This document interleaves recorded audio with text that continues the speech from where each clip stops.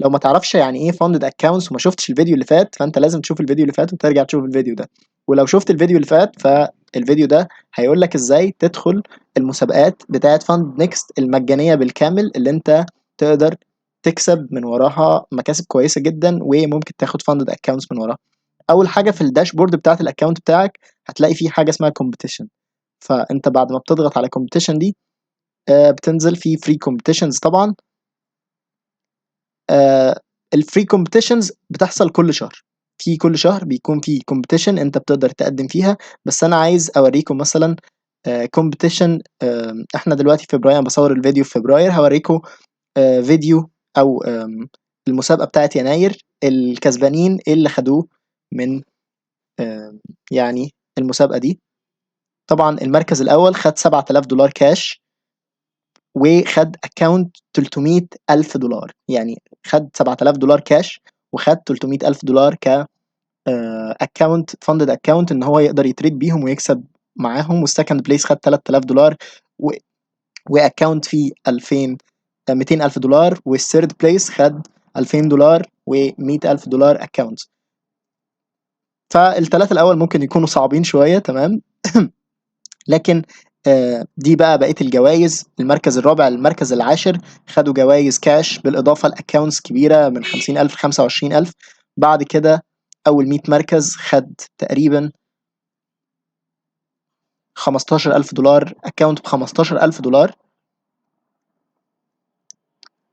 وأعتقد بيكون في مكاسب تانية من مركز 100 المركز 500 بيكون في اختيار عشوائي لوتري وينرز.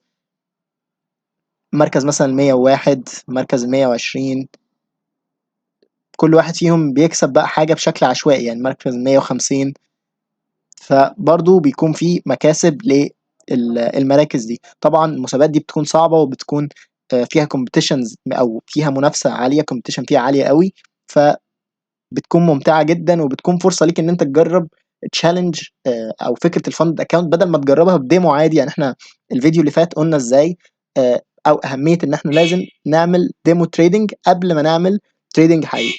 فهنا بقى انت مش بس يعني هو ديمو تريدنج بس، انت لو كسبت في الديمو تريدنج انت مش بتدفع فيه اي حاجة. فلو كسبت في الديمو تريدنج انت بيبقى عندك فرصة انك تكسب كاش برايس وانك تكسب اكونت الناس المفروض بتدفع فيه فلوس عشان تاخد الاختبار بتاعه.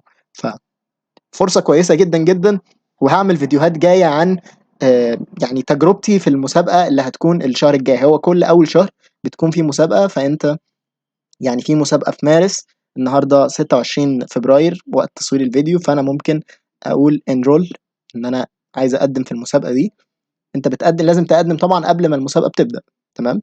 فأنا دلوقتي هقدم في مسابقة شهر مارس، وتمام كده خلاص أنا داخل أصلا عامل لوج إن، فأنا كده انرولد في مسابقة شهر مارس. وبمناسبة إن شهر مارس هيكون في رمضان، كل سنة وانتم طيبين يعني لو بتشوف الفيديو قبل رمضان. ف هيكون يعني هعمل فيديوز بقى عن خطوة بخطوة في المسابقة دي، أنا هعمل إزاي وإيه شروط المسابقة، وممكن نشوف مع بعض شروط المسابقة.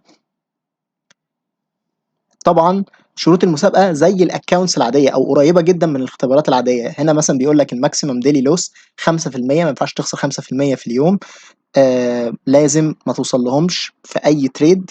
الماكسيمم اوفرول لوس ليميت از 10%، ما ينفعش برضو تخسر 10% في يوم تداول. انت لو اي شرط من دول ما عملتوش انت على طول بتخرج من المسابقة، تمام. يعني على طول هتخرج من المسابقة. participant must meet a minimum trading requirement of 5 trading days. يعني انت لازم على الاقل تتريد 5 ايام تداول. برضو قريب جدا من فكرة التشالنج اللي اتكلمنا عنه المرة اللي فاتت في الفيديو اللي فات. news trading is allowed، برضو مسموح ان انت تريد على الاخبار. في كوميشن بياخدها، بس الكوميشن دي ممكن تعتبرها سبريد مع السبريد، يعني $3 بير لوت. يعني لو السبريد بتاع الذهب $18 مثلا، بتزود عليه 3 فبيكون 21، فمش بتفرق كتير، يعني اعتبره سبريد. اوفر نايت اند اوفر ويكند هولدنج اللي هي السواب فري، برضو هي نفس الفكرة، كل حاجة مسموحة. الاكونتس بتكون اسلامية سواب فري. بيكون عندك في ده شرط بقى في شروط المسابقة، ان انت 5 بير فوركس بيرز. يعني ما ينفعش تتريد اكتر من 5 لوت سايز في الفوركس، ولا 3 لوت سايز اندسيز او كوموديتيز او ميتالز. يعني ما ينفعش مثلا تفتح 3 لوت ذهب، طبعا بيبقى معاك اكونت $100,000 في المسابقه دي، فما ينفعش تفتح 3 لوت ذهب، او ما ينفعش تفتح 5 لوت فوركس. ده الماكسيموم بتاعك 5 لوت فوركس او 3 لوت في الميتالز والكوموديتيز. طيب لازم hold a maximum of 5 trading position at a time. ما ينفعش تفتح اكتر من 5 positions، يعني ما ينفعش تفتح اكتر من 5 صفقات شغالين في نفس الوقت. ولازم ده برضو شرط مهم انك تفتح من اي بي واحد، يعني من جهاز واحد، ما ينفعش تفتح من اكتر من جهاز. يعني تستخدم موبايل، تستخدم كمبيوتر، لا حاول تستخدم حاجة واحدة، عشان بيكون في مثلا ايه ضوابط كده لمنع الغش في المسابقات وحاجات زي كده. التداول بيبدأ يوم 1 مارس بالظبط، و يعني او يوم 1 ابريل، هو كل شهر بيكون المسابقة دي موجودة.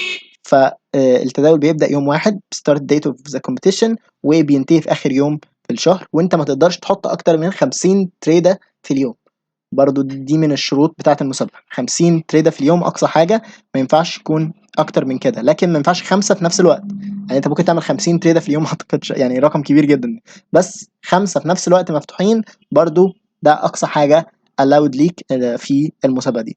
فنجرب مع بعض، المسابقة بتبقى ممتعة جدا، وهي أحسن بكتير من فكرة الديمو تريدنج العادي. يعني بدل ما تشتغل ديمو تريدنج عادي، لا أنت ممكن تشتغل ديمو تريدنج، لكن في نفس الوقت في فرصة للمكسب. دي طبعا امتع كتير واحسن كتير جدا جدا جدا. جود لك يا شباب، واشوفكم الفيديو الجاي ان شاء الله. باي.